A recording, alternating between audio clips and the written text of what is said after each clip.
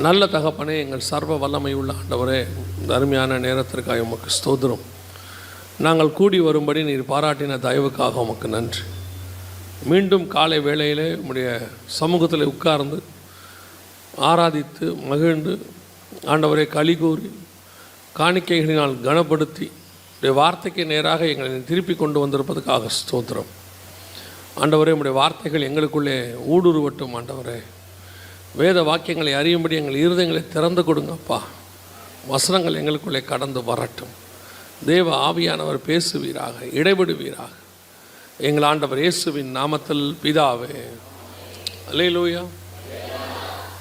வெளிப்படுத்தின விசேஷம் 2ஆம் அதிகாரம் 4வது வசனம் சொல்கிறது, ஆனாலும் நீ ஆதியில் கொண்டிருந்த அன்பை விட்டாய் என்று உன் பேரில் எனக்கு குறை உண்டு. இந்த வெளிப்படுத்தின விசேஷம் எபேசு சபைக்கு சொல்லப்பட்டதான மிக முக்கியமான ஒரு காரியம். அது குறிப்பாக இந்த 7 சபைகளுக்கு சொல்லப்பட்டிருக்கிறது எல்லா சபைகளுக்கும் பொருந்தும். இந்த 7 சபைகளுக்கு பின்னாடி சில சத்தியங்கள் இருக்குது. 7 சபையும் 7 காலகட்டங்கள் எப்படிலாம் சொல்லுவாங்க. குறிப்பாக 7 சபையினுடைய உபதேசம் எல்லாருக்கும் சொல்லப்பட்டது தான். அது எபேசுக்கு மட்டும் சொல்லப்பட்டதல்ல, எல்லாருக்கும் சொல்லப்பட்டது. அதில் ஒரு விஷயம் என்ன அப்படின்னா, ஒவ்வொரு சபைக்கும் ஒரு நற்குணம் உண்டு, நல்ல விசேஷமான காரியம் உண்டு. ஒவ்வொரு சபைக்கும் ஒரு குறை உண்டு. ஒவ்வொரு சபைக்கும் ஒரு ஆசீர்வாதம் உண்டு. ஒவ்வொரு சபைக்கும் நியாய தீர்ப்பும் உண்டு. எல்லாமே அதில் இருக்கும். இதில் சில சபைக்கிட்ட குறை இருக்காது, சில சபைக்கிட்ட நிறை இருக்காது. ஆனால் நியாய தீர்ப்பு, ஆசீர்வாதம் எல்லா சபைக்கும் ஆண்டவர் கொடுத்துருப்பார். அதில் எபேசு சபையை பார்த்து கர்த்தர் சொல்கிறதான ஒரு வார்த்தை என்னென்னா, ஆதியில் கொண்டிருந்த அன்பை விட்டாய் என்ற உன் பேரில் எனக்கு ஒரு குறை உண்டு. அதாவது சபை எப்படி இருக்குன்னா, குறைவற்றதும் கரையற்றதும் திரையற்றதுமான ஒரு சபை. கர்த்தர் எதிர்பார்க்கறது ஒரு பர்ஃபெக்ட் சர்ச். ஏன்னா அவர் புதிய ஏற்பாட்டு சபையை எப்படி பார்க்குறாருன்னா, மனவாட்டியாக பார்க்குறாரு.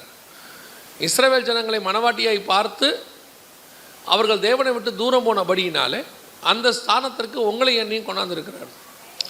அப்போ இந்த சபைக்கிட்ட அவர் என்ன எதிர்பார்க்குறாரு அப்படின்னா, புதிய ஏற்பாட்டு சபைக்கிட்ட த மோஸ்ட் பர்ஃபெக்ட் சர்ச், இருக்கிறதுலையே பழுதற்றதும் ஊனமில்லாததும் நுகத்தடிக்கு உட்படாததுமான ஒரு சிவப்பு கிடாரி அப்படிம்பார் என்னாகமம் 19. அதோட அர்த்தம் என்ன அப்படின்னா, ஒரு குறையும் இல்லாமல், பழுது இல்லாமல், ஊனம் இல்லாமல், அதோடு கூட ஒருவரும் ஏறியிராத. அதோட அர்த்தம் என்னென்னா, நுகத்தடிக்கு உட்படாத அப்படின்னு அர்த்தம்.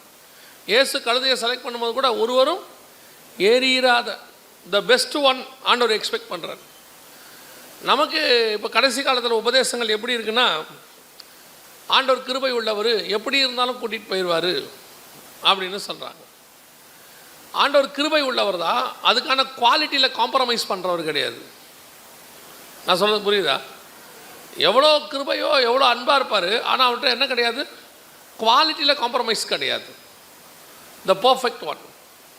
அப்போது நம்மக்கிட்ட இருக்கிற நிறைய குறைகள் இருக்குது. இந்த 7 சபைக்கிட்ட சொல்லும் போது 5 சபைகளில் குறைகள் இருக்குது. ஒவ்வொரு குறையாக ஆண்டவர் எடுத்து காட்டுறார், சொல்கிறார், நீ இப்படிலாம் செய்யாத அப்படின்னு சொல்கிறார். அதில் முதல் சபையை பார்த்து ஆண்டவர் சொல்கிறது, ஆதியில் கொண்டிருந்த அன்பை விட்டாய் அப்படின்னு. இந்த ஆதி அன்புனா என்ன?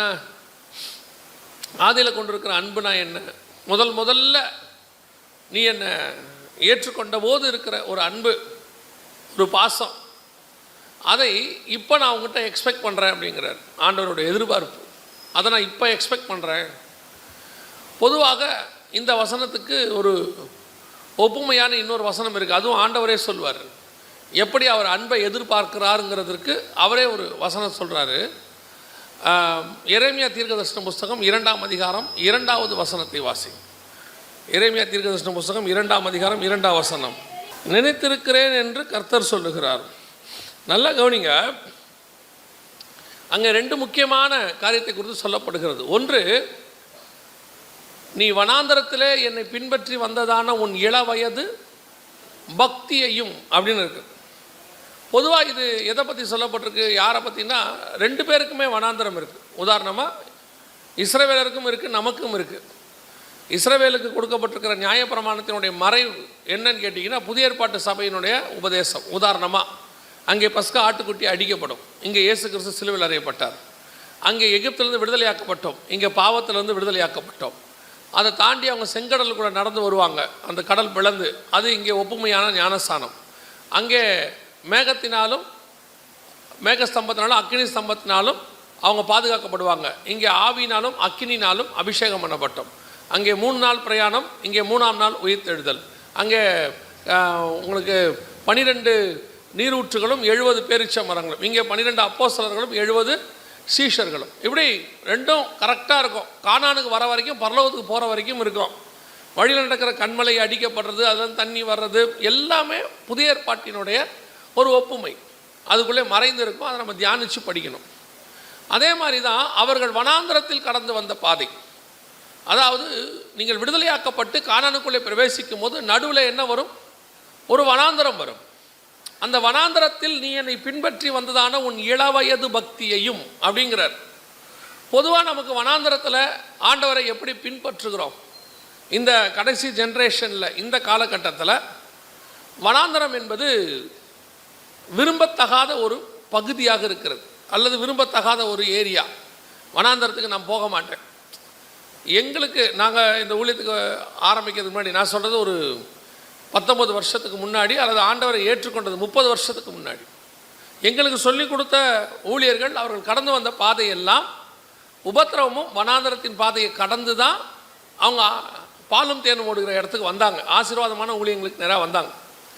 ஆனால் இன்றைக்கி என்ன உபதேசம்னா, உனக்கு வனாந்தரமே இல்லை, உபத்திரவமே கிடையாது, உனக்கு எல்லாமே ஆசீர்வாதம் தான். அதுக்கு அந்த உபதேசத்துக்கு நிறைய பேர் இருக்குது. கிருபை உபதேசம், கிரேஸ் டாக்டரின், ஹைப்பர் கிரேஸு, சூப்பர் கிரேஸு, இப்படி நிறையா இருக்குது, ப்ராஸ்பரிட்டி அப்படின்லாம் சொல்கிறாங்க. ஆனால் இதை இன்றைக்கி பேசுகிற ஆட்கள் அத்தனை பேருமே ஒரு காலத்தில் வனாந்தரத்தை கடந்து வந்தவங்க தான். இவங்க எல்லாம் வனாந்தரத்தை கடந்துட்டு இன்றைக்கி ஒரு ஆசீர்வாதமான இடத்துக்கு வந்துட்டு ஜனங்களை மிஸ்கைட் பண்ணுறாங்க. உங்களுக்கு பிரச்சனையே இல்லை, நாங்கள் இது தெரியாமல் போயிட்டோம், எங்களுக்கு வனாந்தரமே கிடையாது அப்படிங்கிறாங்க. வேதாகமத்தில் ஆபிரகாமில் ஆரம்பித்து பவுல் வரைக்கும் வனாந்தரத்தை கடக்காத பரிசுத்தவான்களே கிடையாது. அத்தனை பேரும் ஏதாவது ஒரு இடத்தில் ஒரு வனாந்தரத்தை கடந்திருப்பார்கள். ஆபிரகாம் வனாந்தரத்தில் பிரயாணம் பண்ணினார். ஈசாக்கு விதைச்சார் போய் கேராரூரில். அதற்கு பிறகு யாக்கோபு பிரயாணம் பண்ணினார். அதையும் தாண்டி இஸ்ரவேலர்கள் பிரயாணம் பண்ணினார்கள். அதுக்கப்புறம் எலியா வனாந்தரத்துக்கு போனார், எலிசா வனாந்தரத்திற்கு போனார். அதையும் தாண்டி அப்படியே வந்தீங்கன்னா இயேசு கிறிஸ்து வனாந்தரத்திற்கு போனார், பவுல் வனாந்தரத்துக்கு போனார். எல்லாரும் போவாங்க. வனாந்தரம் என்பது நம்முடைய வாழ்க்கையில் ஒரு பார்ட், உருவாக்குற இடம். அதுதான் உங்களை உருவாக்கும். அதாவது நம்முடைய பாடியில் இம்யூனிட்டி பவர்னு ஒன்று இருக்குது. அதாவது WBC செல்ஸ் எல்லாம் இருக்குது. இதுக்கு வருஷத்துக்கு ஒரு தடவை இது ஆக்டிவாக இருக்கணும், நல்லா இருக்கணும்னு கேட்டிங்கன்னா, வருஷத்துக்கு ஒரு தடவையாவது ஒரு சின்ன ஜுரமோ கோல்டோ பிடிக்கணும். பிடிச்சா தான் இது என்ன ஆகும், திருப்பி ஆக்டிவேட் ஆகி நல்ல பிரிஸ்காக இருக்கும். இதுக்கு அப்படி ஒரு வேலையை நீங்கள் கொடுக்காட்டி உங்கள் இம்யூன் பவர் அப்படியே குறைஞ்சிரும் பாடியில். வெளிப்படையாக சொல்லணும்னா, இராணுவ வீரர்கள்லாம் இருக்கிறாங்க, சண்டையே போடாமல் இருந்தால் என்ன ஆகிடுவாங்க? அவங்களாம் சண்டையே போடாமல் இருந்தால் சண்டையை மறந்துடுவாங்க. ஸோ அவங்களுக்கு ஏதாவது ஒரு சண்டை என்ன செய்யணும், கொடுத்து ப்ராக்டிஸ் கொடுத்து ஏதாவது ஒன்று, அப்போ தான் அவங்க அந்த சண்டையை மறக்காமல் இருப்பாங்க. இன்றைக்கி நமக்கு என்ன சொல்லி கொடுக்குறாங்க? உனக்கு பிரச்சனை இல்லை, போராட்டம் இல்லை, கண்ணீர் இல்லை, கவலை இல்லை, எதுவும் இல்லை, நீ இருக்கும் போதெல்லாம் வெறும் சந்தோஷமாய் மாத்திரம் இருக்கணும் அப்படின்றாங்க. இதே மாதிரி உங்களுக்கு மற்ற விஷயத்தெல்லாம் யோசித்து பாருங்கள், உங்களுக்கே போர் அடிச்சிடும். நீங்கள் போய் விருந்துக்கு உட்காந்த உடனே வெறும் ஸ்வீட்டாக வைக்கிறாங்க. யோசித்து பாருங்கள், வச்ச உடனே 2 குலாப் ஜாமுன், அடுத்து கொஞ்சம் சக்கரை பொங்கல், அப்புறம் கொஞ்சம் கேசரி, அப்புறம் 2 ஜாங்கிரி, அதுக்கப்புறம் நல்லா உங்களுக்கு பால்கோவா, இப்படி வச்சுக்கிட்டே இருக்காங்க. நீங்கள் கேட்பீங்க, ஓ எப்படி திங்க, என்ன வேணும், கொஞ்சம் காரம் கொடுங்க. கடைசியாக கேட்பான், ஒரு ஊறுகாயாவது கொடுங்க கொஞ்சம். ஏன் வெறும் ஸ்வீட்டை வாழ்க்கையில் என்ன செய்ய முடியாது, சாப்பிட முடியாது. அது நடுவில் ஏதோ ஒரு காரியம் வரணும். அப்போத்தான் உங்களுடைய வாழ்க்கையில் ஒரு இன்ட்ரெஸ்டாவது இருக்கும் இல்லையா?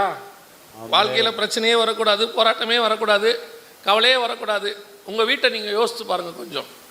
உங்கள் வீட்டுக்குள் நுழையும் போதே உங்கள் வீட்டுக்காரர் அப்படி உள்ளே வரும்போதே, அன்பே நீ எங்கே இருக்கிறாய், என் ரூபவதியே, என் புறாவே, என் உத்தமியே, கதவை திற அப்படின்னு உடனே நீங்கள் என் நேசரின் வாசனை வயல்வெளியை போல் இருக்கிறது, கர்த்தரால் ஆசீர்வதிக்கப்பட்டவரே உள்ளே வாரும், நான் தண்ணீர் கொண்டு வருகிறேன், கால்களை கழுவும் அப்படின்னா அந்த அம்மாவும் நினைக்கும் இந்த ஆளுக்கு ஏதோ பைத்தியம் முடிச்சிருச்சு போல. இல்லை அவரும் நினைப்பார், ஏன் இந்த அம்மா திடீர்னு இப்படி பேசுது. நம்ம வீட்டில் இருக்கிற அம்மா சாதாரணமாக நல்லா பேசினாலே நம்ம சந்தேகமாக பார்க்குறோம் இல்லையா. திடீர்னு உள்ளே வரும்போது வாங்க காஃபி குடிக்கிறீங்களான்னா அந்த ஆச்சரியமாக பார்க்குறேன், ஏன் இன்றைக்கி திடீர்னு நீ இப்படிலாம் கேட்குற, காஃபி கேட்டாலே நீ 3 மணி நேரம் கழிச்சு தானே கொடுப்ப, என்ன விஷயமா இருக்கும் நம்ம யோசிக்க தொடங்குறான். சில கணவன்மாரெலாம் மனைவி ஆஃபீஸில் இருக்கும்போது ஃபோன் பண்ணால் யோசிக்கிறான், இது ஏன் ஃபோன் பண்ணுச்சு இன்றைக்கி, நமக்கு ஃபோனே பண்ணாதே, பதறி போய் ஃபோன் எடுக்கிறான். அப்போ வீட்டுக்குள்ளே நுழைஞ்ச உடனே நான் ஒன்று சொன்னனே வாங்கிட்டு வந்தீங்களா, மறந்துட்டேன், இப்படி தான் நீங்கள் மறந்துட்டீங்க, இப்படி இருந்தால் தான் வீடு நல்லா இருக்கும். ஏதோ ஒன்று வீட்டில் கொஞ்சம் அப்படி இப்படி இருந்தால் தான் சந்தோஷமாக இருக்கும். இல்லைன்னா நீங்கள் யோசித்து பாருங்கள் எப்படி இருக்கும். பையன் வீட்டுக்குள்ளே வந்தோன்னே, அம்மா நான் போயிட்டு பாடம் படித்து விட்டு வந்து விட்டேன், நான் 90 மார்க் எடுத்து விட்டேன் அப்படின்னா நமக்கு எப்படி இருக்கும். என்னடா அவன் எல்லாமே, அதாவது சிலர் சொல்லுவாங்க எல்லாமே கரெக்டாக இருக்குன்னா ஏதோ தப்பாக நடக்க போகுதுன்னு அர்த்தம்.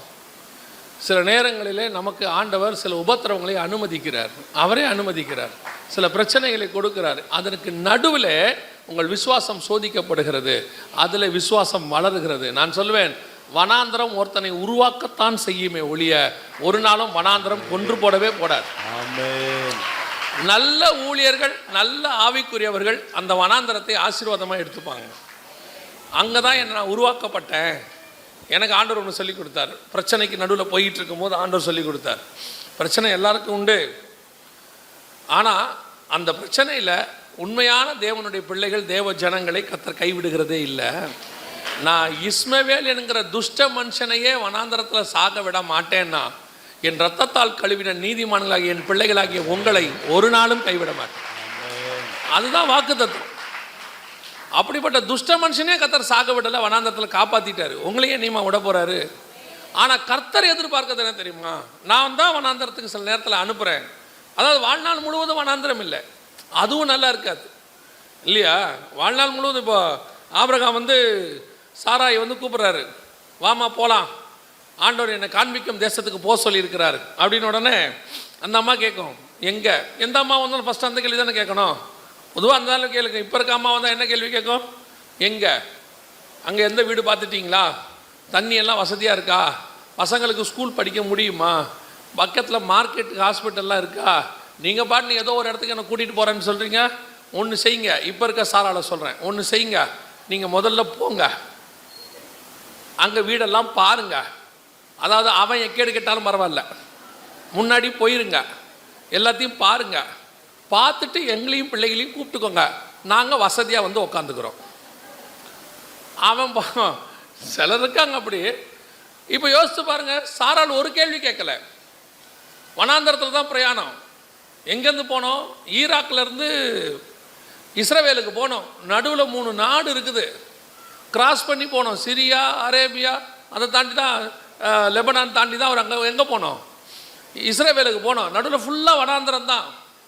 ஆனால் அந்த அம்மா ஒரு கேள்வி கேட்டாங்கன்னு இருக்க மாட்டார், எந்த கேள்வியும் கேட்க மாட்டாங்க. அதுக்காக வாழ்நாள் ஃபுல்லாக வனாந்தரத்திலே குடியிருக்கிறதுக்கும் அந்த அம்மா ரெடியாக இல்லை. ஒரு நாள் வரும், நாம் கானானுக்குள்ளே பிரவேசிப்போம். யோபுக்கு உபத்திரம் வந்துச்சுன்னா யோபுக்கு உபத்திரம் வந்துச்சு, அது ஒரு நாள் தான் உபத்திரவம். அதற்கு பிறகு கர்த்தர் அவனை 2 மடங்கு ஆசீர்வதிச்சார். உபத்திரவத்திலே வச்சார்னு எப்பவுமே பைபிள் கிடையாது, அதுவும் கிடையாது. ஆனால் உபத்திரவம் இல்லாமையும் கிடையாது. இதுதான் பேலன்ஸான டாக்டரின். அப்படி தான் பைபிள் பேலன்ஸாக தான் போகுது. ஒரு சிலர் தான் ஒன்று தூக்கி பிடிச்சிட்றான், சுகர் வந்துருச்சு, என்ன பண்ணிடலாம், ரைஸே வேண்டாம், இனி வெறும் கோதுமை தான், நல்ல கோதுமை சாப்பிட்டு ஹீட் ஆகி கண்ணெல்லாம் பொங்கி, அப்புறம் இனி கோதுமையே வேண்டாம், இனி ஓட்ஸ் தான், ஓட்ஸை சாப்பிட்டு உடம்பெல்லாம் ஒரு மாதிரி ஆகி இனி ஒன்றுமே வேண்டாம், என்ன சாப்பிடலாம் அதுதான் தெரியல, எங்கே போகிறது. அது நமக்கு ஆண்டவர் எல்லாம் பேலன்சிங்காக கொடுத்துருக்காரு. எல்லாத்தையும் கரெக்டாக சாப்பிட்டா ஒன்றுமே வராது. சில ஆட்கள் மலையை போல் சாப்பாடை போட்டு குழியை தள்ளி உள்ள சாம்பாரை தள்ளி இந்த கட்டடத்துக்கு சிமெண்ட்டு பூசுவாங்க, அந்த மாதிரி போட்டு சாப்பிட்றதுனால தான் வருது. எல்லாமே கரெக்டாக சாப்பிட்டா என்ன ஆகாது, ஒன்றும் ஆகாது. அதே மாதிரி தான் வாழ்க்கையில் ஆசீர்வாதம், உபத்திரவம் எல்லாம் உண்டு. எல்லாத்தையும் கர்த்தர் வச்சிருக்கிறாரு. ஒன்றுமே இல்லாமல் இல்லை, எல்லாம் இருக்கு. ஆனால் கர்த்தர் நம்மக்கிட்ட எக்ஸ்பெக்ட் பண்ணுறது என்ன? நான் உன்னை வனாந்தரத்துக்கு கொண்டு போனது உண்மை. ஏன் கொண்டு போனேன்? உங்கள்கிட்ட நான் ஒன்றை எதிர்பார்க்கிறேன். என்ன எதிர்பார்க்கிறேன்? வாசிங்க அந்த எரேமியா 2:2 திருப்பி வாசிங்க பார்ப்போம்.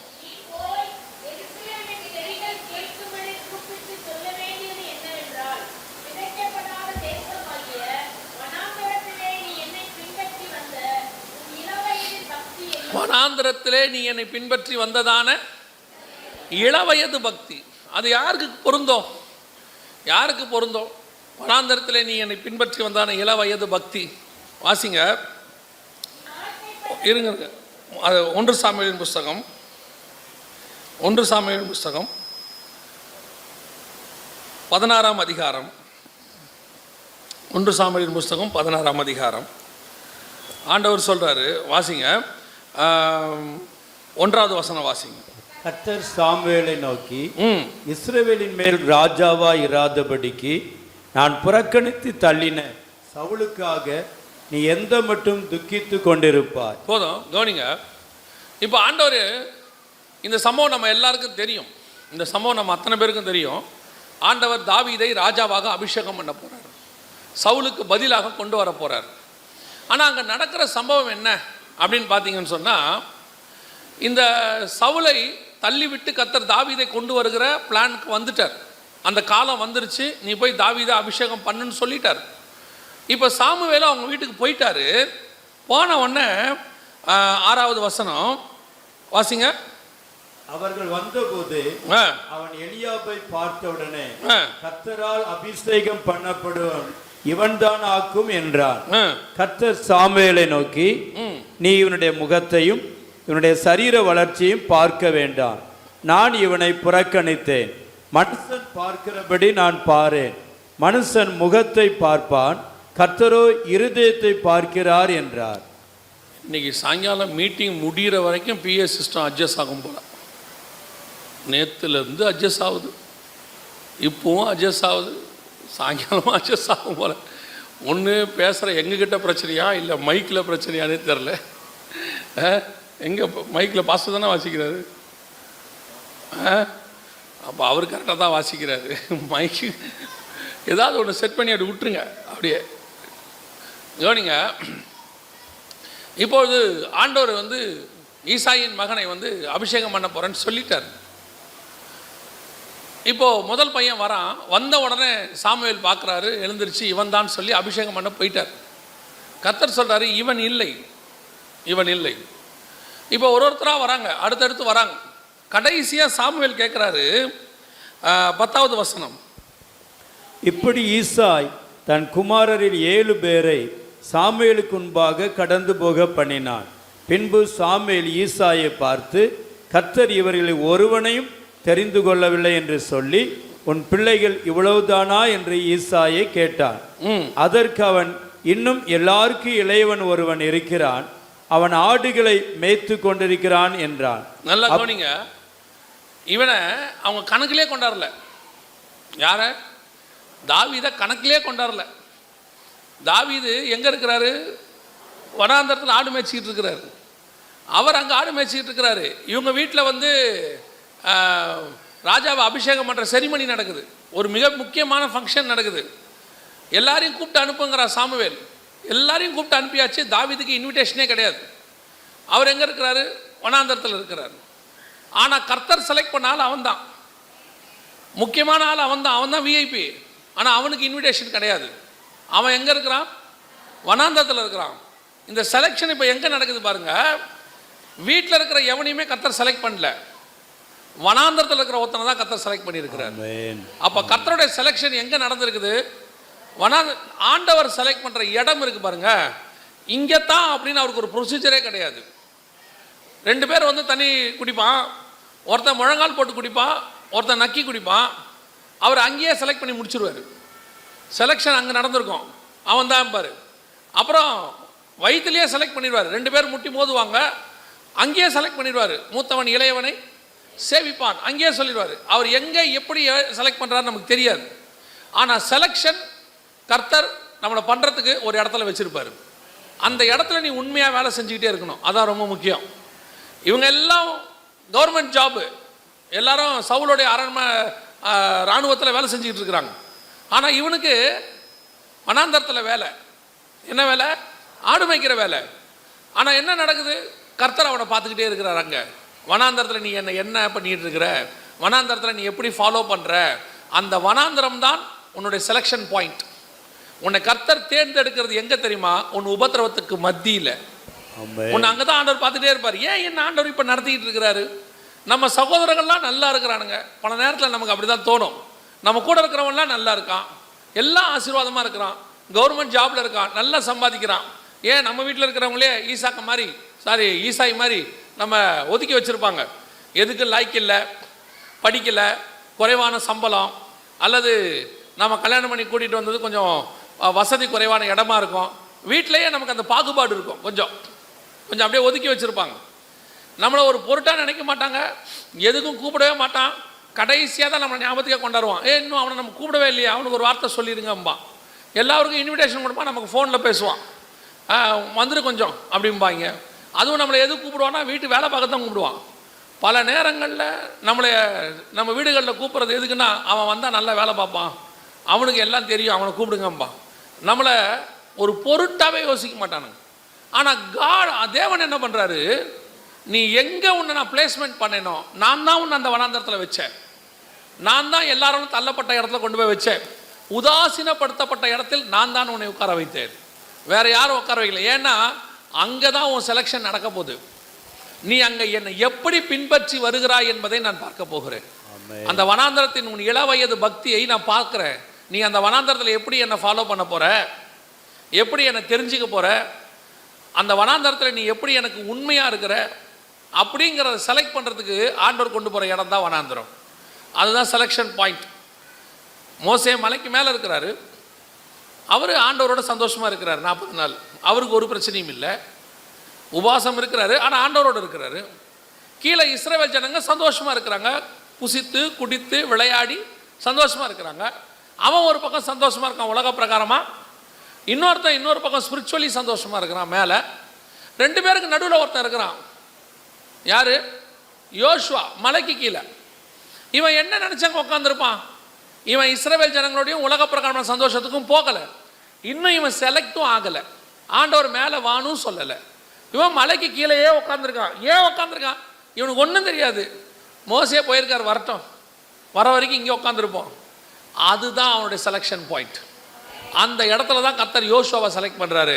நியாயமாக மோசேக்கு அப்புறம் லேவி கோத்திரத்தில் வேறு யாராவது தான் வரணும், வேறு யாராவது தான் செலக்ட் பண்ணோம். ஆனால் யோசுவா லேவி கோத்திரமே கிடையாது.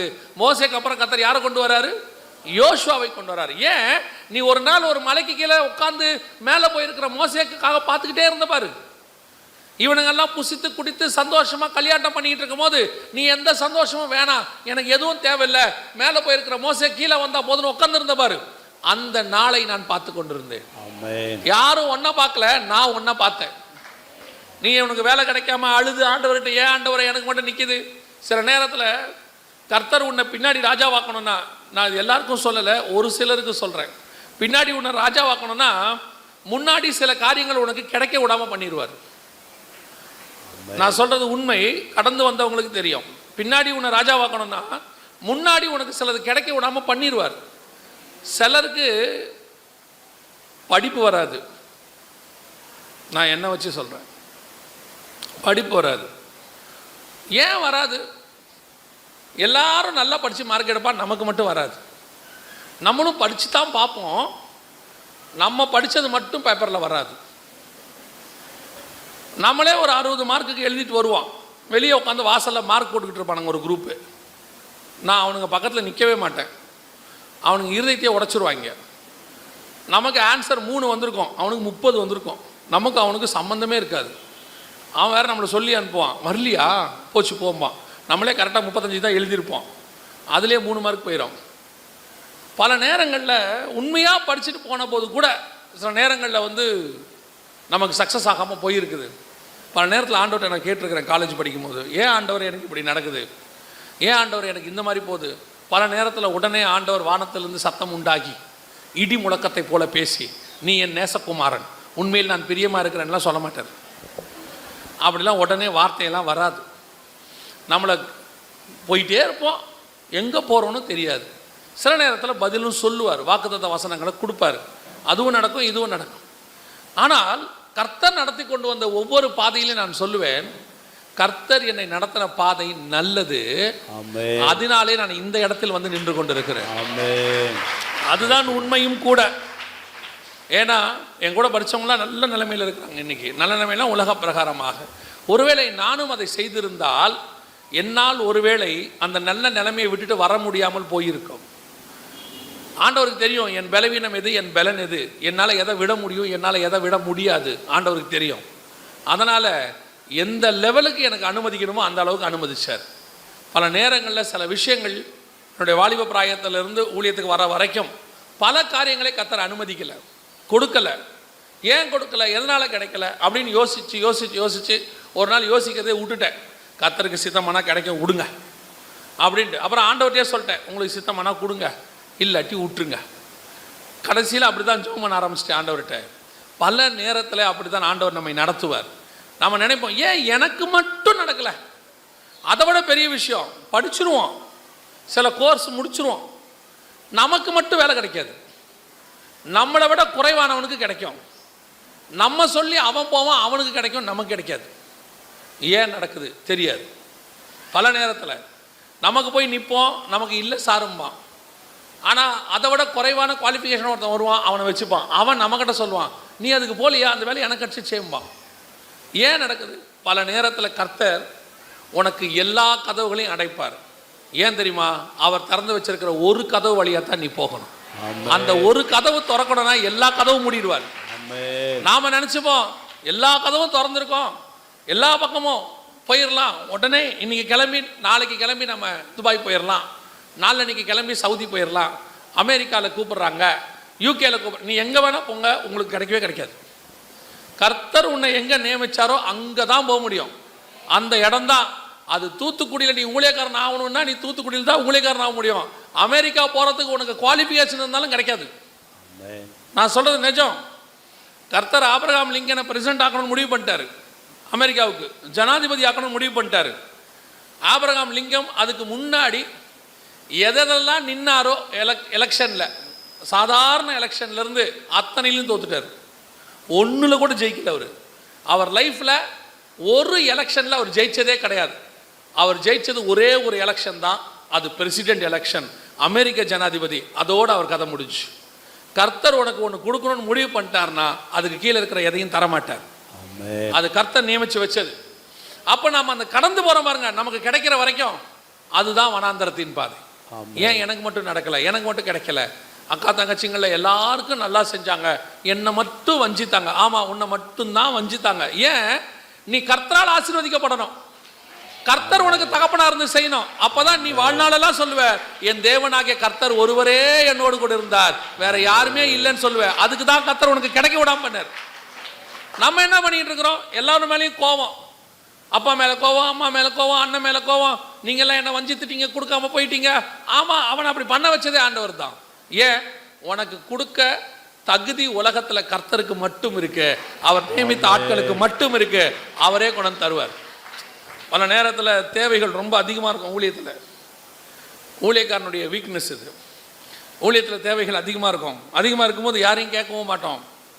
ஒரு சிலர் அப்படி இருக்காங்க, கேட்க மாட்டாங்க. ஆனால் என்ன நினைப்பாங்க தெரியுமா? பார்க்க வரவனையெல்லாம் ஆஃபரிங் கொண்டு வரவனாவே பார்ப்பாங்க. சந்திக்க வராங்கல்ல, அவங்களையெல்லாம் ஆஃபரிங் ஆண்டவர் அனுப்பியிருக்கிறாரு போல. அவங்களும் என்ன சொல்லுவாங்க தெரியுமா?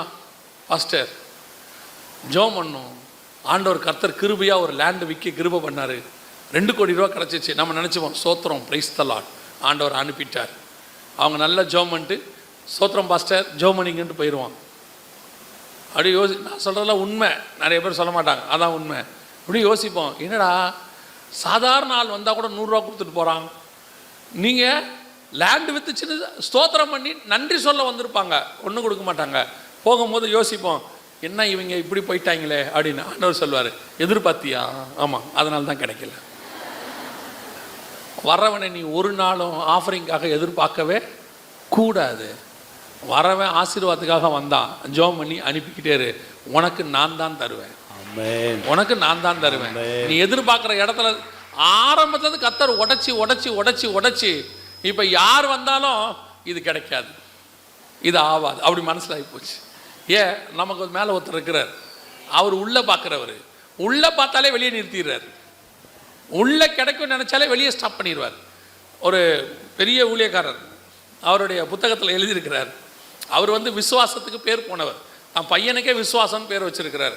அந்த மாதிரி விசுவாச வீரன் அவர் ஒரு தடவை அவருடைய புக்கில் எழுதியிருக்கிறார். அவர் சொல்கிறாரு, ஒருத்தர் மாதம் அவருக்கு ஆஃபரிங் அனுப்புவார். 1ஆம் தேதியான கரெக்டாக ஆஃபரிங் வந்துடும். இவருக்கு தொடர்ந்து ஒரு 5-6 மாதம் வர ஆரம்பித்த உடனே அடுத்த 1ஆம் தேதி வரப்போது இவருக்கு ஒரு தேவை வருது. நாளைக்கு அந்த பணம் காலையில் வரும், அந்த பணத்தை வச்சு இந்த பிரச்சனையை சால்வ் பண்ணிடலாம் அப்படின்னு சொல்லிட்டு காலையிலே எழுந்திரிச்சு குளித்து நல்லா நீட்டாக ஒயிட் அண்ட் ஒயிட் போட்டு வாசலில் 9:30 மணிக்கு வர போஸ்ட்மேனுக்கு 7 மணிக்கே உட்காந்துட்டார். பார்த்துக்கிட்டே இருக்கிறாரு. 9:30 மணி வரைக்கும் போஸ்ட்மேன் வரல. 9:30 மணிக்கு போஸ்ட்மேன் வந்தார். வந்த உடனே இவர்கிட்ட வந்த உடனே இவர் பேனாவோடு உட்காந்துருக்காரு. கையெழுத்தை போட்டு வாங்கி வேலையை முடிச்சிருவோன்னு வந்தார். வணக்கம் சார்ன்ட்டு போயிட்டார். இவர் போட வர கூப்பிட்றாரு, இங்கே வாங்க, நமக்கு ஏதாவது வந்திருக்குமே. வரல சார். நல்லா பாருங்க. நல்லா பார்த்தாச்சு, வரவே இல்லை. இவருக்கு ரொம்ப சோர்ந்து போயிட்டார். இவருக்கு தேவை.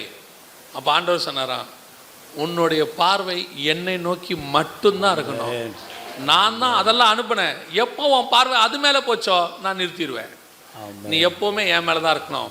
வனாந்தரத்தில் நீ பின்பற்றும் போது, தேவைகள் வரும்போது உன் இள வயது பக்தி ஆண்டவரை நோக்கித்தான் இருக்க வேண்டுமே ஒழிய ஒரு நாளும் உன்னுடைய பார்வை சுற்றி இருக்கிற மனுஷனை நோக்கி இருக்கவே கூடாது.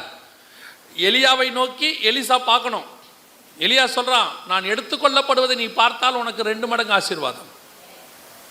கரெக்டாக எலிசா பார்க்குறான், 2 மடங்கு ஆசீர்வாதம் கிடச்சிருச்சு. இப்போ எலிசா கிட்ட ஒரு வேலைக்காரன் இருக்கிறான், அவனுக்கு பேர் என்னது? கேயாசி. இப்போ ஒருவேளை எலிசா கிட்ட அவன் உண்மையாக இருந்திருந்தால் எலிசா சொல்லியிருப்பான், நான் சாகும்போது நீ என்னை பார்த்துக்கிட்டே இருக்கணும், பார்த்தா உனக்கு என்ன கிடைக்கும்? 4 மடங்கு கிடைக்கும். ஏன்னா ஏற்கனவே எங்கிட்ட எத்தனை இருக்குது? 2. இப்போ 4 கிடைக்கும். ஆனால் கேயாசி ஒரே ஒரு தடவை எலிசாவுக்கு பதிலாக எலிசா கிட்ட வந்த நாகமானை பார்த்தான். அவன் பார்வை எலிசா மேலேருந்து நாகமான் பக்கம் திரும்பிச்சு, மொத்த ஆசீர்வாதமும் போச்சு. அதுக்கு பதிலாக குஷ்டம் வந்துருச்சு. நம்முடைய பார்வை எப்போவுமே தேவன் மேலே மட்டும்தான் இருக்கணும். நம்மை சுற்றி ஆசீர்வாதங்கள் வரும், ஆட்களை அனுப்புவார், கர்த்தர் கொடுப்பார். எது வந்தாலும் என் பார்வை கர்த்தர் மேலே மட்டும்தான் இருக்கும். அதுதான் நான் வனாந்தரத்தில் அவரை பின்பற்றுகிறதான இளவயது பக்தி. நான் என்ன சொன்னாலும் ஆண்டவர் தவிர வேறு யாரையும் பார்க்க மாட்டேன். அதுதான். இப்போது தாவீதை கூப்பிட்டு அனுப்ப சொல்கிறாங்க, கூப்பிட்டு அனுப்புகிறாங்க. எனக்கு அதில் ரொம்ப பிடிச்ச ஒரு விஷயம், தாவீது வருவார். ஆண்டவர் சொல்கிற வார்த்தைகளை பாருங்களேன். 12வது வசனம், 16-12 வாசிங்க. ஆள் அனுப்பி அவனை அழைப்பித்தான். அவன் சிவந்த மேனியும் அழகிய கண்களும் நல்ல ரூபமுள்ளவனுமாய் இருந்தான். அப்பொழுது கர்த்தர், இவன்தான், நீ எழுந்து இவனை அபிஷேகம் பண்ணு என்றார். இவன்தான், அதில் ரொம்ப முக்கியமான வார்த்தை, இவன்தான். நீ எழுந்து அப்படின்னா என்ன அர்த்தம்? முதல் பையன் வரும்போது ஆண்டவர் சொல்லவே இல்லை, இவரே எங்கே போயிட்டாரு? அபிஷேகம் பண்ண போயிட்டாரு. வசனம் சொல்லுது, கர்த்தர் அபிஷேகம் பண்ணுகிறவன் இவனாக்கும் என்று சொல்லி அவன் வந்தபோது எலியாவை பார்த்த உடனே கர்த்தரால் அபிஷேகம் பண்ணப்படுவன் இவன் தானாக்கும் என்றான். அவனை பார்த்த உடனே ஃபிக்ஸ் பண்ணிட்டான், இவன் தான். ஆனால் தாவீது வரும்போது இவர் என்ன பண்ணுறாரு? உட்காந்துக்கிட்டே இருக்கிறாரு. இவனா? சின்ன பயலால இருக்கான், இவனையா செலக்ட் பண்ணியிருக்கிறாரு? கர்த்தர் சொல்றாரு, இவன் தான், நீ எழுந்து அபிஷேகம் பண்ண. அவனை உட்காந்துருக்காத, எழுந்துரு. சில நேரத்தில் கர்த்தருடைய அபிஷேகம் பண்ணப்பட்ட ஊழியக்காரர்களுக்கு கூட உன் மேன்மை தெரியாது, உன்னை கர்த்தர் வச்சிருக்கிற ஸ்தானம் தெரியாது. வெளிப்பிரகாரமாய் உன்னை பார்ப்பார்கள், நீ லாய்க்கு இல்லை அப்படிம்பாங்க. பல நேரத்தில் சில ஊழியக்காரங்கிட்ட இருக்கிற பிரச்சனை என்ன அப்படின்னா, யாராவது ஐயா பிரைஸ்லாடியா சோத்திரை அப்படின்னா அவன் நல்லவன். அவன் பாட்டுன்னு வருவான், கடைசியாக உட்காந்துருப்பான், ஜோம் பண்ணுவார், கூட்டம் முடிஞ்சவொடனே எழுந்திரிச்சு போயிடுவார். அவரை பார்த்தா இவருக்கு பிடிக்காது. அவர் சொல்வார், அவர் திமிர் பிடிச்சவர், பிரைஸ்லாடு கூட சொல்ல மாட்டார். வந்தால் போயிடுவார் அப்படின்னு. ஆனால் உண்மையிலேயே அவன்தான் கர்த்தரோடு கூட நெருங்கி இருக்கிறவன். இவன் இருக்காமலா, ஐயா நீங்கள் இருந்தால் நானும் இருப்பையா, நீங்கள் செத்தா நானும் செத்துருவையா, உங்களுக்காக தான் ஐயா இந்த ஜீவனே. இவன் தான் முதல் குழி தோன்றவன், ஃபஸ்ட்டு குழி தோன்றவன் இவன் தான்.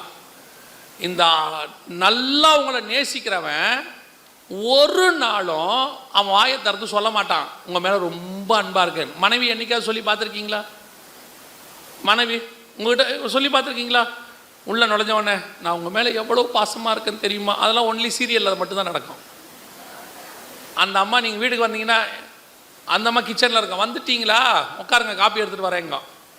ஆனால் சீரியல் அப்படி இருக்காது. பார்த்த உடனே வாங்க வாங்க வாங்க காஃபி குடிக்கிறீங்களா? ஒரு பையன் கல்யாணம் பண்ணான். கல்யாணம் பண்ணி ஒரு 3 மாதம் இருக்கும். அவனை பார்த்து எப்படா இருக்குது கல்யாண வாழ்க்கைன்னு. நினச்ச மாதிரி இல்லைண்ணே. என்ன நீ என்ன நினச்சேன்னு கேட்டேன்.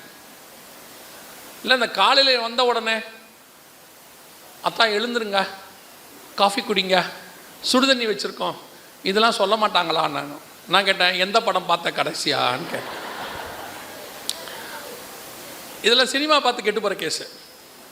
படத்தில் தான் அந்த மாதிரிலாம் இருக்குது, நிஜ வாழ்க்கையில் அப்படிலாம் இல்லை. புரியுதா? அது வேற. அந்த வசனத்தை வாசிங்க, எரேமியா 2:2 வாசிங்க பார்ப்போம். நீ போய் எருசலேமின் செவிகள் கேட்கும்படி கூப்பிட்டு சொல்ல வேண்டியது என்னவென்றால், விதைக்கப்படாத தேசமாகிய வனாந்தரத்திலே நீ என்னை பின்பற்றி வந்த உன் இளவயதின் பக்தியையும் நீ வாழ்க்கைப்பட்ட போது உனக்கிருந்த நேசத்தை நினைத்திருக்கிறேன் என்று கர்த்தர் சொல்லுகிறார். அது என்ன வாழ்க்கைப்பட்ட போது இருந்த நேசம்? எவ்வளோ அழகாக சொல்கிறார் பாருங்க ஆண்டவர்.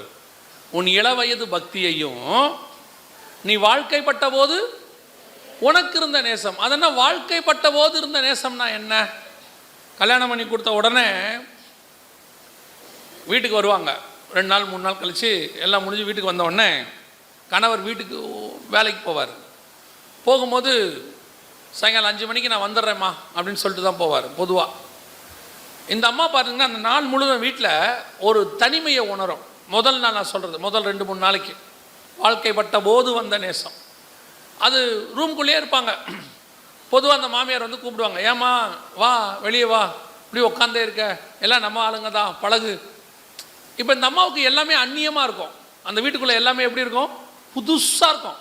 ஆனால் எல்லாம் இருக்கும். வீட்டில் சாப்பாடு இருக்கும், ஃப்ரிட்ஜ் இருக்கும், டிவி இருக்கும், சோஃபா செட் இருக்கும், அப்புறம் சொந்தக்காரங்களாம் இருப்பாங்க, சாப்பாடுக்கு அப்புறம் எல்லாம் இருக்கும். ஆனால் எதோடையும் இந்த அம்மாவால் என்ன ஆக முடியாது? மிங்கிளாக முடியாது. எல்லாமே அந்த அம்மா கொஞ்சம் அந்நியமாக இருக்கும். இப்போ இந்த அம்மாவுடைய எண்ணம் யார் மேலே இருக்கும்? இந்த ஆள் வந்தார்னா இவர் கூடயாவது பேசிக்கிட்டு இருக்கலாம், கொஞ்சம் வெளியேவாது போகலாம், எல்லாமே புதுசாக இருக்குது அப்படின்னு சொல்லி. இப்போ வெளியே போயிருக்கிற அவர் மேலேயே அதுக்கு எப்படி இருக்கும்? எண்ணம் இருந்துக்கிட்டே இருக்கும். ஆனால் சுற்றி எல்லாம் இருக்குது, எல்லாருக்கும் உறவுகள் இருக்குது, ஆசீர்வாதம் இருக்குது, எல்லாம் இருக்குது. ஆனால் இருதயம் எங்கே இருக்குது? வெளியே போயிருக்கிற கணவன் மேலேயே இருக்குது. 5 மணிக்கு வரேன்னு சொன்னோன்னே இந்த அம்மா 4 மணிக்கே என்ன ஆகிடும்? குளித்து ரெடியாகி அலங்காரம் பண்ணி ஷார்ப்பாக 5க்கு ரெடியாக இருக்கும். வாழ்க்கைப்பட்ட போது அதை மறந்துடக்கூடாது. அந்த லைன் ரொம்ப இம்பார்ட்டன்ட். வாழ்க்கைப்பட்ட போது ரெடி ஆயிரும். ஆனால் எந்த கணவனும் சொன்ன நேரத்துக்கு வீட்டுக்கு வரவே மாட்டார். அது டிஃபால்ட்டாக அவர்கிட்ட இருக்க நல்ல குணம். உடனே மாமியாரை கேட்பாங்க, மணி 5 ஆச்சு. இப்போ இருக்கவங்கன்னா ஃபோன் பண்ணிடுவாங்க, அப்போ இருக்கவங்க 5 ஆச்சு இன்னும் அவர் வரலையே. உடனே அந்த மாமியார் ரொம்ப கேஷுவலாக சொல்லுவாங்க, அவன் அப்படித்தான்மா சொன்ன நேரத்துக்கு வரமாட்டான்.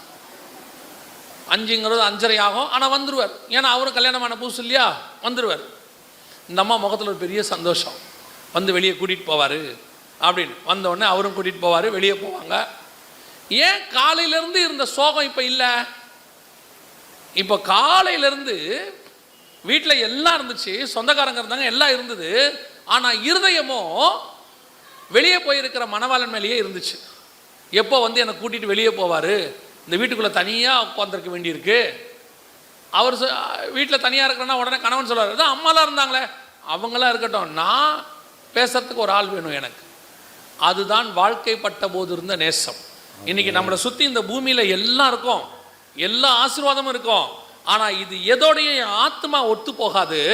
என் ஆத்ம நேசர் ஒருவர் வெளியே போயிருக்கிறார், அவர் திரும்பி வருவார். என் ஆத்மாவோ அவரையே வாஞ்சித்து காத்திருக்கும். ஆமென். இந்த பூமியில எல்லாருக்கும் எனக்கு எதுவும் இல்லைன்னுலாம் கிடையாது. ஆனால் என் இருதயம் எப்படி இருக்கும்? அவர் மேலேயே இருக்கும். என் ஆத்மா அவரையே தேடும். எப்போ வருவார், எப்போ வருவார், வந்து என்னை வெளியே கூட்டிட்டு போயிடுவார். எனக்கு இந்த இடம் ரொம்ப போர் அடிக்குது, யாரோடையும் பேச எனக்கு இஷ்டமே இல்லை. அந்த மாதிரி சொல்லும், யார் கூடயும் பேச எனக்கு இஷ்டமே இல்லை. எனக்கு இந்த வேண்டியது நீங்கள் உட்காந்து என் கூட பேசணும், நீங்கள் என்னை வெளியே கூட்டிகிட்டு போகணும், எப்போ வந்து கூட்டிகிட்டு போவீங்க அப்படின்னு கேட்கும் ஃபோன் பண்ணி. அதே மாதிரி தான் தேவன் விரும்புகிறார். என் மனைவி எப்படி இருக்கணும்? மனவாடியாக சபை எத்தனை ஆசீர்வாதங்கள் பூமியில் என்னை சுற்றி இருந்தாலும் என் ஆத்மா மட்டும் என் மனவாளனை தான் தேடணும், வேற எதையுமே தேடக்கூடாது அப்படின்னு கர்த்தர் விரும்புகிறார்.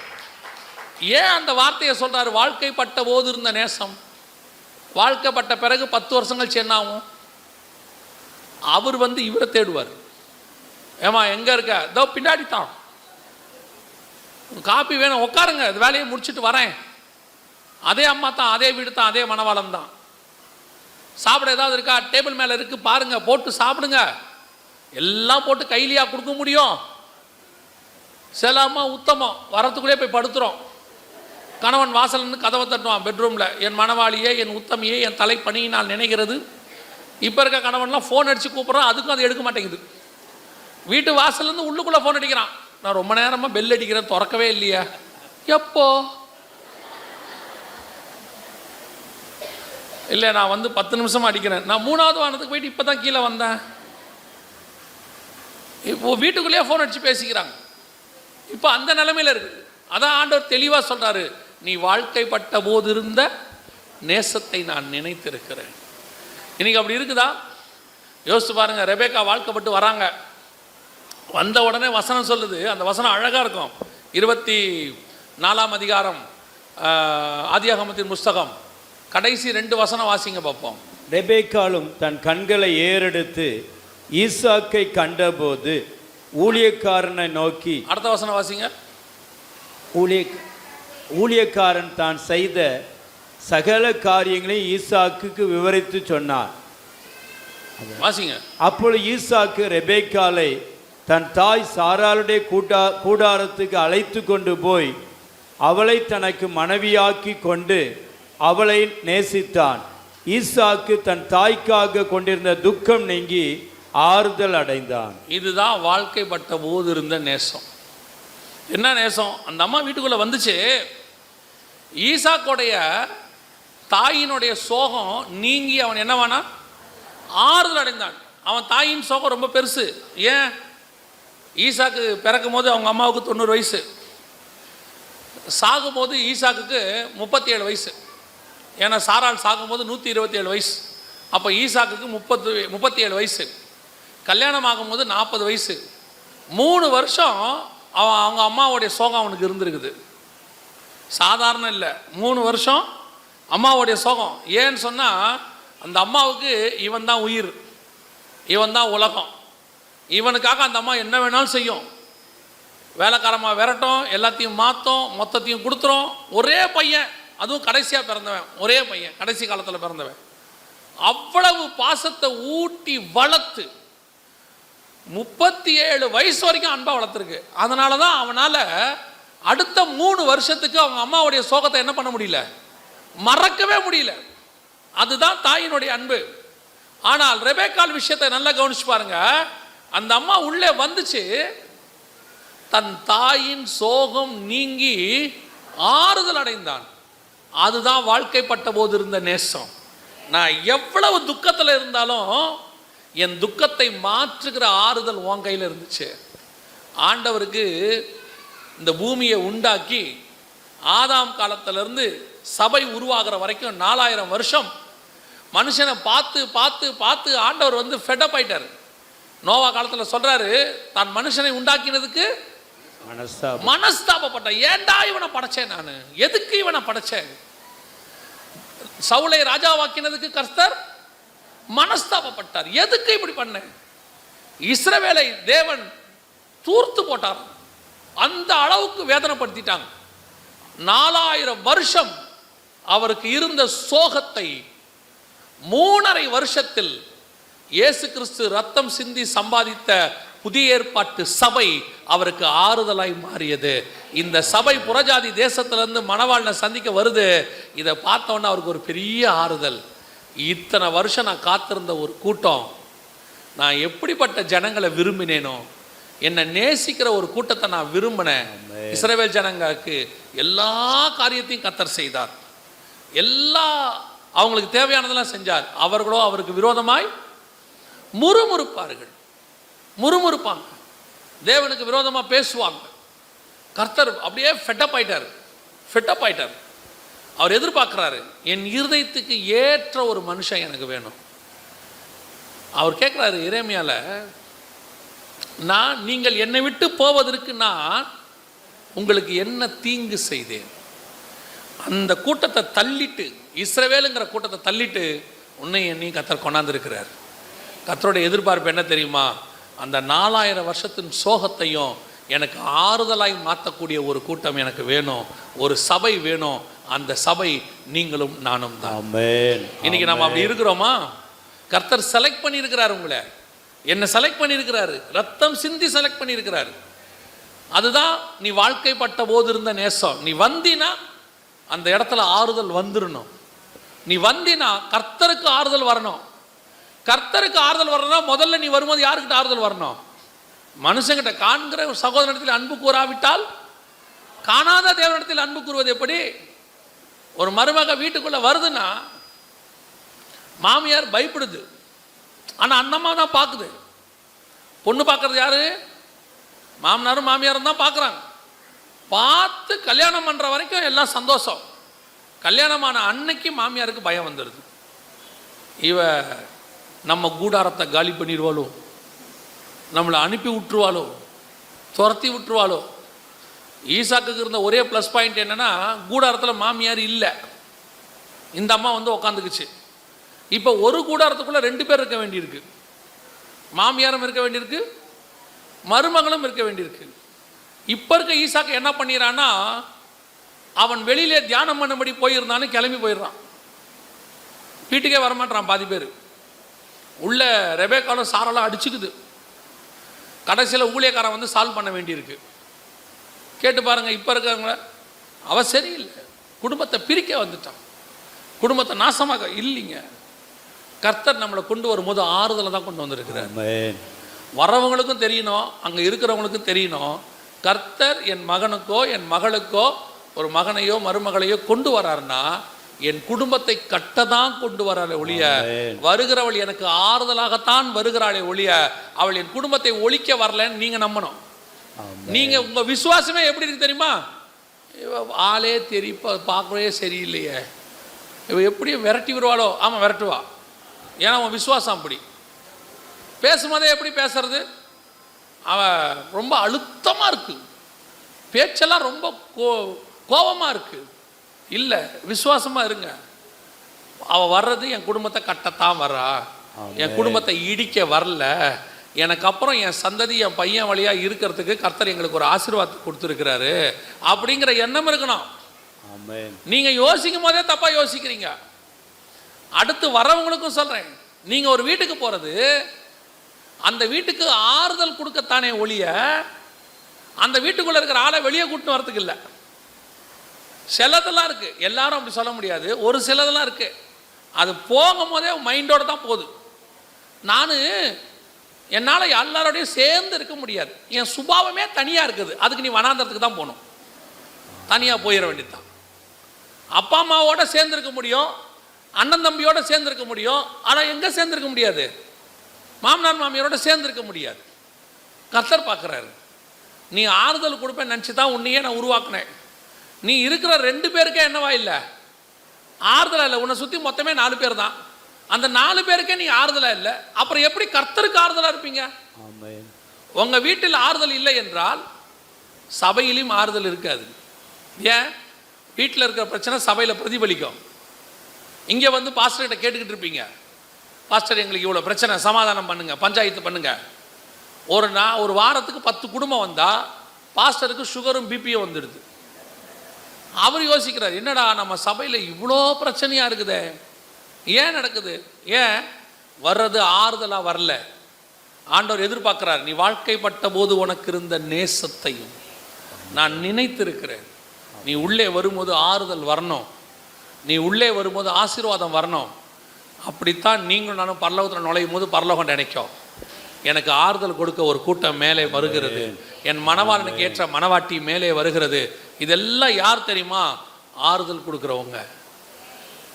அப்படிப்பட்டவங்க தான் போகவும் செய்வீங்க. நல்லா பார்த்துங்க, மாமியாரையும் மாமனாரையும் விரட்டி ஓல்டேஜ் ஹோமில் விட்டுட்டு கணவனோட சந்தோஷமாக இருந்துட்டு வரும்போது அப்படியே மறுரூபமாகி போயிடலான்னு நினைக்கவே நினைக்காதியா, சான்ஸே இல்லை. காண்கிற மாமியாருக்கிட்ட அன்பு கூற முடியாத நீ காணாத தேவனிடத்தில் எப்படி அன்பு கூறுவ? எப்படி கூற முடியும்? அந்த ஒரு 70 வயசு 80 வயசு அந்த அம்மாவுக்கு சாப்பாடு போட முடியாத நீ, ஆனால் சர்ச்சில் பாருங்க எல்லா வேலையும் இழுத்து போட்டு செய்யும். பார்க்குறவளா சொல்லுவான், அந்த சிஸ்டர் ரொம்ப நல்ல சிஸ்டர், சர்ச்சில் எல்லா வேலையும் இழுத்து போட்டு செய்வாங்க. ஆனால் மாமியாருக்கு மட்டும் ஒரு டம்ளர் காபி போட்டு கொடுக்காது. நான் சொல்கிறது தூத்துக்குடியில் இல்லை, திருநெல்வேலி தாண்டி. நீங்கள் யாரும் தப்பாக நினச்சிடக்கூடாது, இங்கே இருக்கிறவங்களாம் தங்கம். இன்னைக்கு ஆண்டவர் நினைக்கிறாரு, உன் சுபாவத்தை பார்க்குறாரு. நீ வேணா சர்ச்சை ஏமாத்திடலாம், ஊழியக்காரனை ஏமாத்திடலாம், ஏன் சில நேரத்தில் கணவனை கூட ஏமாத்திடலாம், ஆனால் கர்த்தரை ஏமாற்ற முடியாது. நியாய தீர்ப்பு கர்த்தர் கரத்தில் இருக்குது. அவர் எல்லாத்தையும் பார்த்துக்கிட்டே இருக்கிறாரு. இது மாமியாருக்கும் பொருந்தும், மருமானருக்கும் பொருந்தும், கணவனுக்கும் பொருந்தும். கர்த்தர் ஒன்றை பார்த்துக்கிட்டே இருக்கிறாரு. அந்த பொண்ணு ஏதோ வருது, அதால் முடிஞ்சதை செய்யுது. பாவம், அதுக்கு 25 வயசு தானே ஆகுது. முடிஞ்சதை செய்யுது. இந்த அம்மா குறை சொல்லிக்கிட்டே இருக்கிறது. என்ன குழம்பு வச்ச? ஒன்றும் வாயில் வைக்க முடியாது, வைக்காதீங்க, நாக்கு வழியாக உள்ளே தள்ளி போடுங்க. அவன் ஏதோ குழம்பை வச்சு கொடுக்குறாங்களே, அதுவே எவ்வளோ பெரிய விஷயம். எங்கள் சர்ச்சில் ஒரு அம்மா இருந்துச்சு, அதுக்கு வேலையே வீடு வீடாக போகிறது. வீடு வீடாக போகிறதுனா ஊழியம் பண்ண தான் போவோம். ஆனால் போகிற வீட்டிலலாம் குழப்பத்தை உண்டாக்கிறோம். 2 மணிக்கு ஊழியம்னா 10 மணிக்கே போயிடும். 2 மணிக்கு தான் வீட்டு கூட்டம், 10 மணிக்கே போயிடும். சிஸ்டர் அப்படின்னு போயிடும். போன உடனே என்ன பண்ணு தெரியுமா? மாமியார் சொல்லுவாங்க, அம்மா சிஸ்டர் வந்திருக்காங்க, ஒரு காபி போடுமா. அந்த அம்மா பாவம், அது கணவனுக்கு சாப்பாடு செஞ்சுக்கிட்டு, பிள்ளைகளுக்கு சாப்பாடு செஞ்சுக்கிட்டு, எல்லாத்தையும் செஞ்சுட்டு இருக்கோம். அதாவது கோட்டு வரேன்ட்டு ஒரு 10 நிமிஷம் லேட் ஆயிரும். இது சும்மா இருக்காது. என்ன நீங்கள் சொல்லி இவ்வளோ நேரம் காப்பியே வரல? என் வீட்டிலலாம் என் மருமக போட்ட உடனே கொண்டாடலாம் ஒரே இடி தாங்க. உண்மை என்னன்னா, காப்பி கிடைக்காம தான் இது இந்த வீட்டுக்கே வந்திருக்குது. அந்த வீட்லேயே அதுக்கு காப்பி கொடுக்கல. ஏன்னா இப்படி பேசினா எவ கொடுப்பா காப்பி? இங்கே கிளம்பி வந்துடும். உடனே இந்தம்மா, எனக்கும் இதே நிலைமை தான், 10 நிமிஷம் பேசிச்சுன்னா குழப்பத்தை உண்டாக்கிறோம். ஒரு நாள் எங்கள் வீட்டுக்கு வந்து போச்சு, 10 நிமிஷம்தான் பார்த்தேன். நான் எங்கள் அம்மாட்ட சொல்கிறேன், ஊழியமே பண்ண வேண்டாம், ஆனால் அதை மட்டும் வர விடாதீங்க வீட்டுக்குள்ளே, ஊழியம் நம்மளே பண்ணிக்கலாம். சில ஆட்கள்லாம் வீட்டில் இருக்குது.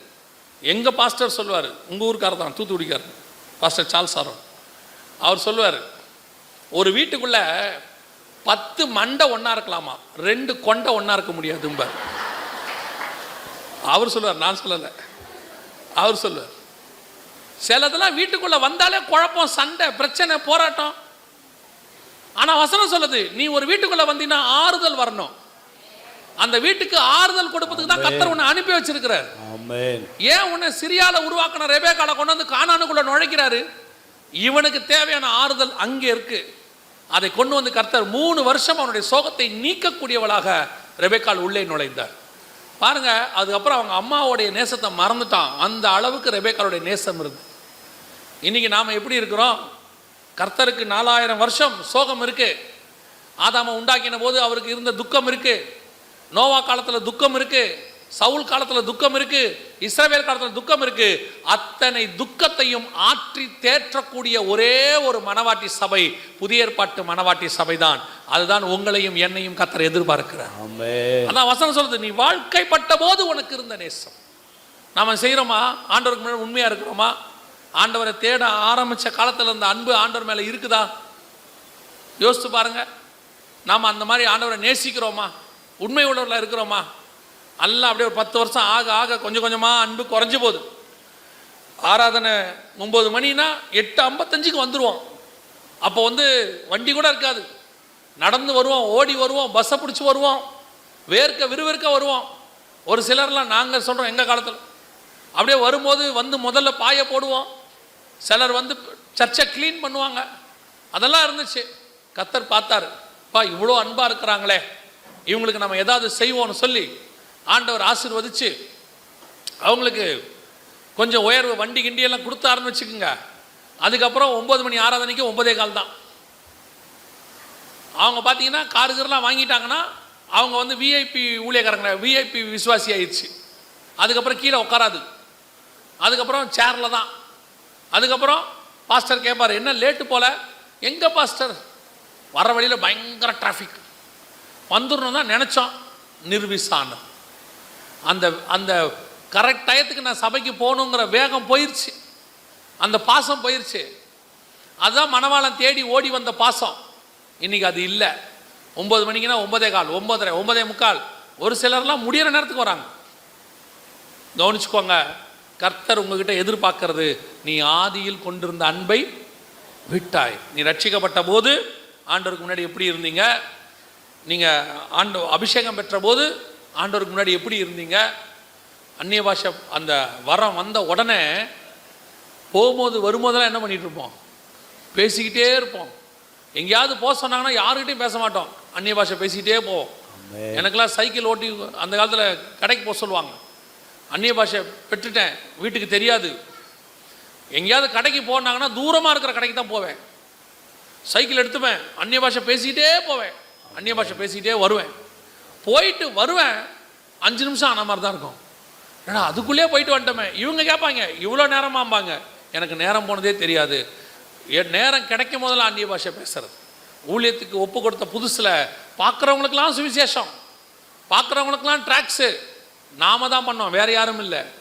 இப்போது கர்த்தர் ஆசீர்வதிச்சிட்டாரு, இப்போ நம்ம எல்லாம் மாறிட்டோம். அந்நிய பாஷை கூட தேவைப்பட்டால் சர்ச்சில் ஆவியில் நிரம்பி பேசுகிறதோடு சரி. ட்ராக்ஸ் மினிஸ்ட்ரி இல்லவே இல்லை. யாருக்காவது சுவிசேஷம் சொல்கிறதே இல்லை. ஆராதனைக்கு ஓடி வர்றது குறைஞ்சி போச்சு. ஆனால் நாங்கள் ஆவிக்குரியவர்கள், அதே பாசத்தில் இருக்கிறோம். இல்லை, ஆண்டவருக்கு உன் குறை தெரியுது, உன் குறையை பார்க்குறாரு. நீங்கள் உட்காந்து ஒரு 5 நிமிஷம் நீங்கள் ரட்சிக்கப்பட்ட புதுசில் இருந்த அந்த 5 வருஷத்தை யோசித்து பாருங்கள். 5 நிமிஷம் அந்த 5 வருஷத்தை யோசித்து பாருங்கள். முதல் 5 வருஷம் நீங்கள் எப்படி இருந்தீங்கன்னு பாருங்கள். எவ்வளோ உண்மையாக இருந்தீங்க, சின்ன சின்ன விஷயத்துக்கு கூட எவ்வளோ வைராக்கியமாக இருந்தீங்க. ஒரு சின்ன வார்த்தை கூட வாயிலிருந்து கோபமாக வரக்கூடாதுன்னு நினைப்பீங்க. எப்படி இருந்தோம், இன்னைக்கு நம்ம எப்படி இருக்கிறோம் ஆராய்ந்து பாருங்கள். அதுக்கு தான் சபை. நீங்கள் ஆராய்ந்து பாருங்கள். கர்த்தருக்கு முன்பாக ஆவியானவர் உங்களுக்கு அதை வெளிச்சத்துக்கு கொண்டு வருவார், உங்கள் குறைவுகளை எல்லாம் நீக்குவார். சபை மணவாளனுக்கு ஏற்ற மணவாட்டியாய் மாறும். அல்லேலூயா. நம்ம ஜெபம் பண்ண போகிறோம், தேவ சமூகத்தில் ஆண்டவர் நோக்கி பார்க்க போகிறோம். எல்லா கண்களை மூடுவோமா இருக்கிற இடத்துல. Thank you holy spirit. நன்றி ஆவியானவரே. கொடான கொடி ஸ்தோத்திரம்ப்பா, கொடான கொடி ஸ்தோத்திரம். கிருபையுள்ள கரத்தில் எங்களை தாழ்த்துகிறோம் ஆண்டவரே. நாங்கள் வனாந்தரத்தில் மனிதர்களால் மறக்கப்பட்டு ஒரு பொருட்டாகவே எண்ணப்படாமல், எங்கள் வீட்டு கணக்கில் கூட நாங்கள் இல்லாமல், எங்களை எந்த விதத்திலும் அவர்கள் சேர்த்து கொள்ளாமல் இருந்த காலத்தில் வனாந்தரத்தின் பாதையில் நீர் எங்களை நினைத்தீரையா. எங்களை செலக்ட் பண்ணிங்க ஆண்டவரே. எங்ககிட்ட நீங்கள் எதிர்பார்த்ததெல்லாம் ஒன்று தான்ப்பா, அந்த இளவயது பக்தி. வனாந்தரத்தில் தாவீது கரடியோடு சண்டை போடுறான், சிங்கத்தோடு சண்டை போடுறான். அப்பெல்லாம் அவனுக்கு இருந்த ஒரே ஒரு நம்பிக்கை, என் தேவனாகிய கர்த்தர் என்னை காப்பாற்றுவார், என் ஜீவனை காப்பாற்றுவார். அதை பார்த்த ஆண்டவர் தான் பின்னாடி கோலியாத்துக்கு முன்னாடி கொண்டு வந்து நிறுத்துறார். அவனை நிறுத்தும் போது அந்த தாவீது சொல்கிறான், சிங்கத்தின் வாய்க்கும் கரடியின் வாய்க்கும் என்னை தப்புவித்த தேவன் இந்த விருத்த சேதனம் இல்லாத கோலியாத்தின் கைக்கும் என்னை தப்புவிப்பார். அதுதான் வனாந்தரத்தில் கர்த்தர் உன்னை செலக்ட் பண்ணது. அதான் வனாந்தரத்தில் நீ கர்த்தரை பின்பற்றினது. கர்த்தர் எப்படி உபத்திரவத்தில் உன் கூட இருந்தாரோ இப்போவும் உன் கூடவே இருப்பார். ஒருவேளை நீ உபத்திரவத்தின் பாதைக்குள்ளே போய் மனிதர்களால் மறக்கப்பட்டு, சொந்தக்காரங்களால் மறக்கப்பட்டு, ஏன் அப்பா அம்மா கூட உன்னை வெறுத்திருந்தாலும் சரி, ஆண்டவர் சொல்கிறாரு, நான் உன்னை பார்த்துருக்கிறேன், நான் உன்னை நினைத்திருக்கிறேன், உன் கண்ணீரை நான் பார்த்துக்கிட்டே இருக்கிறேன், நீ என்னை உண்மையாக பின்பற்றுறதை பார்க்குறேன். இவ்வளோ உபத்திரவத்துக்கு நடுவில் நீ என்னை மறுதளிக்கல, இவ்வளோ உபத்திரவத்துக்கு நடுவில் நீ என்னை விட்டு கொடுக்கல. நான் வேணுமா, கர்த்தர் வேணுமான்னு கேட்டபோது கர்த்தர் வேணும்னு சொல்லிட்டு நீ வந்த பாரு. உன்னை நான் நினச்சிக்கிட்டே இருக்கிறேன், உன்னை நான் ஒரு நாளும் கை விடவே மாட்டேன். உன்னை கரம் பிடித்து அழைத்த நான் முடிவு பரியந்தம் நடத்த வல்லமையுள்ளவனாக இருக்கிறேன். வனாந்தரத்தில் நீ என்னை பின்பற்றி வந்த அந்த இளவயது பக்தியை நினைத்து உன்னை பாலும் தேனும் ஓடுகிற தேசத்தில் கொண்டு வந்து நிறுத்துவேன். நீ கண்ணீரோடு கூட விதைத்திருக்கிறாய், இனி கம்பீரமாய் அறுப்பாய். உன் தேவனாகிய கர்த்தர் உனக்கு சொன்னதை செய்யும் அளவும் அவர் உன்னை விட்டு விலகுவதும் இல்லை, உன்னை கைவிடுவதும் இல்லை. அவர் உனக்கு சொன்னவைகளில் ஒன்றும் ஒளிந்து போகாது. அவர் உனக்கு கொடுத்த வாக்கு தத்தங்களில் ஒன்றும் ஒளிந்து போகாது. அவைகள் 100% ஆம் என்றும் ஆமேன் என்றும் நடக்கும். காரணம், நீ வனாந்தரத்தில் அவரை பின்பற்றி வந்த உன் இளவயது பக்தியை கர்த்தர் நினைச்சிருக்கிறார். இன்னைக்கு நிறைய பேர் இன்னைக்கு இருக்கிறவங்களுடைய நிலைமையை பார்க்குறாங்க. ஆனால் கர்த்தர் உன்னுடைய ஆரம்ப நிலைமையை பார்க்குறாரு. இன்னைக்கு நீ வளர்ந்த நிலைமையில் இருக்கிறத பார்க்குறாங்க நிறைய பேர். ஆனால் கர்த்தர், நீ ஒன்றுமே இல்லாத காலத்தில் என்னை விசுவாசத்தோடு கோலும் கையுமா என்னை பிடிச்சிட்டு வந்தியே, அதை நான் இன்னும் மறக்கவே இல்லைன்னு ஆண்டவர் சொல்கிறார். ஆண்டவர் உன்னை நிச்சயம் ஆசீர்வதிப்பார், உன்னை ஒரு நாளும் கை விடவே மாட்டார். நாம் ஜெபிக்க போகிறோம் தேவ சமூகத்தில். எல்லாம் தேவனுக்கு நேராக கரங்களை உயர்த்தி, ஆண்டவரே, என் நம்பிக்கை நீர்தான் ஐயா, என் கண்மலை நீர்தான் ஐயா, என் விருப்பம் வாஞ்ச எல்லாம் நீர்தான் ஐயா.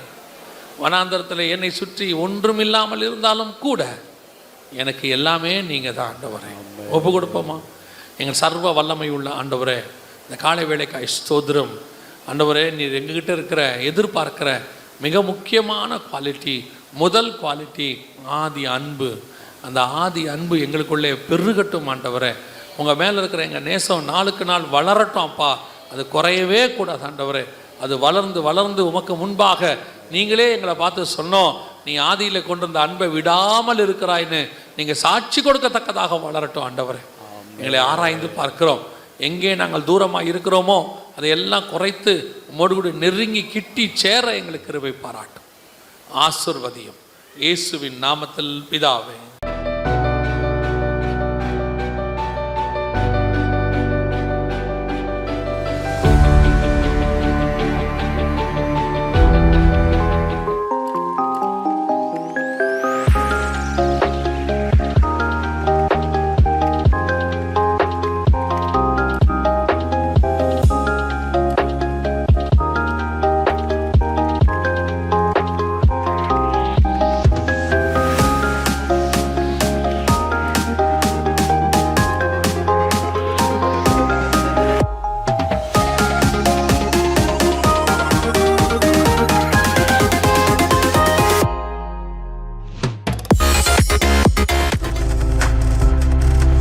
நீங்கள் பார்த்து கொண்டிருப்பது உங்கள் ஜாய் டிவி. உங்கள் துக்கம் சந்தோஷமாய் மாறும்.